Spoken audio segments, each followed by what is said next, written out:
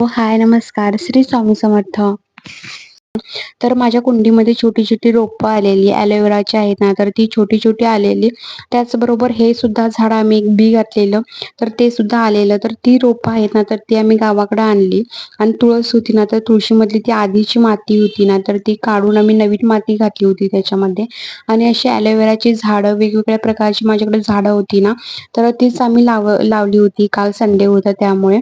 तर कालचा दिवस ना खूप छान गेला. खूपच म्हणजे खूपच मस्त वाटलं झाडं लावताना सुद्धा.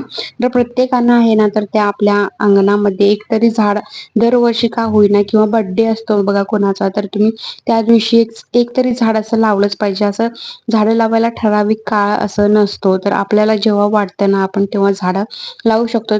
फक्त त्याला काळजी घेतली पाहिजे. जेव्हा त्याला पाणी लागतं ना, तर ते पाणी सुद्धा त्याला पुरवता आलं पाहिजे आपल्याला.